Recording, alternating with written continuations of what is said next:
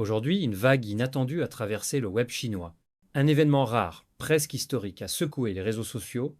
La Chine a présenté ses condoléances pour la mort du pape François, et pourtant, peu de médias officiels en ont parlé. Un silence médiatique étonnant, dans un pays où l'information est souvent contrôlée. Mais cette fois, ce sont les internautes eux-mêmes qui ont pris la parole.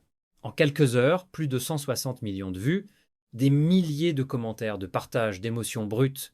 Car au-delà de la politique, au-delà des frontières religieuses, c'est l'humanité qui a parlé.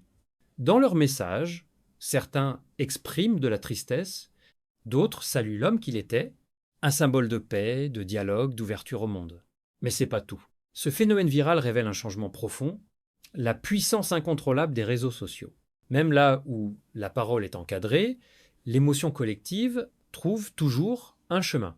Et quand les cœurs se soulèvent, aucun mur, aussi haut soit-il, ne peut vraiment les contenir.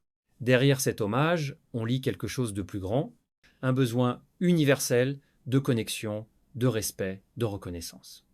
Un besoin que même les frontières numériques ne peuvent arrêter. Aujourd'hui, ce n'était pas juste une information, c'était un signal, un rappel que, face à la perte, face à la grandeur de certains destins, le monde entier peut vibrer d'une seule voix. Même dans le silence des journaux, même sous la censure, les peuples parlent. Et aujourd'hui, ils ont parlé fort.